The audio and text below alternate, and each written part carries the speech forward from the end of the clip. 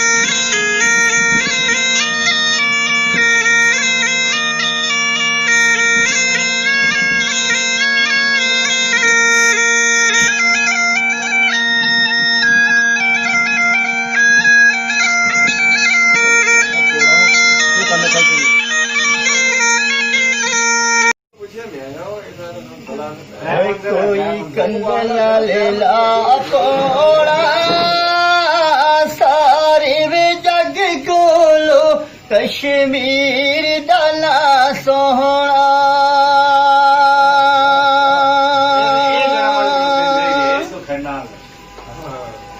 सारे जग कोलो सारे वे जग कोलो कश्मीर दाना सोहना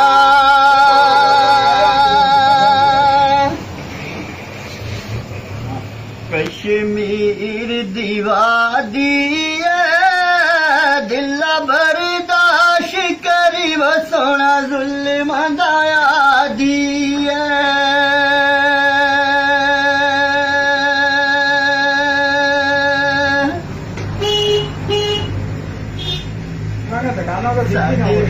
साडे वतन ते पाई फेरे वादी कश्मीर दे विच खुश वसन गराई मेरे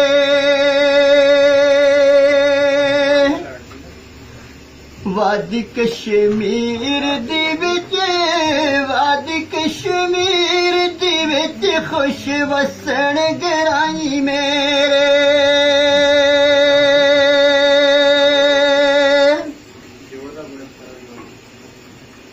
बागां बिच टालियां नी सोना कश्मीर साडा नाल सोहणियां मालियां नी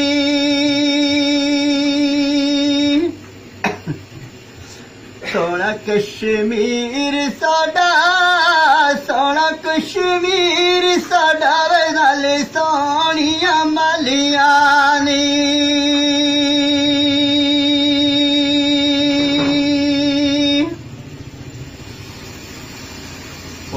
ਬੰਬਲੇ ਵਿੱਚ ਫੁੱਲ ਕੋਈ ਨਾ ਡੰਗੇਲ ਪੀਰ ਚੇਲੇ ਦਾ ਇਸ ਦੁਨੀਆ ਤੇ ਮੁੱਲ ਕੋਈ ਨਾ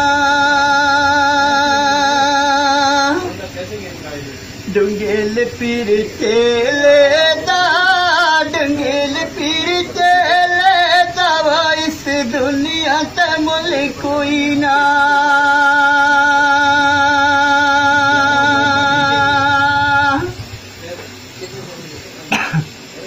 ਬਾਗਾਂ ਵਿੱਚ ਟਾਲੀ ਐ ਫੁੱਟੀ ਨੂਰ ਗਲੀ ਸੋਹਣੀ ਸੋਹਣੀ ਮੱਕੜ ਦੀ ਮਾਲੀ ਐ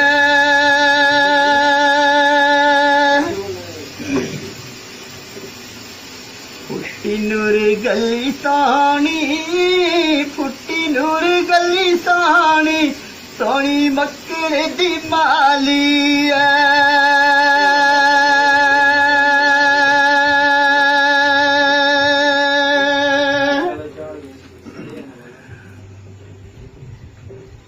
ਓਏ ਕੋਈ ਗੁਲਕਾਰ ਵੇ ਕਾਟ ਪਰੇ ਮਾਲੀ ਸਾਡੀ ਸੋਹਣੀ ਵੇ ਮੋਦੀ ਤਾਈ ਤਰਫਲਾਟ ਕਰੇ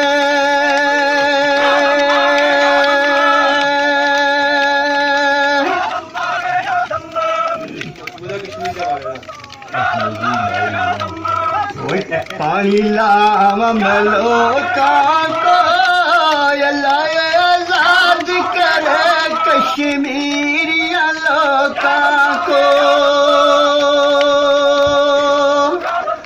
चरसी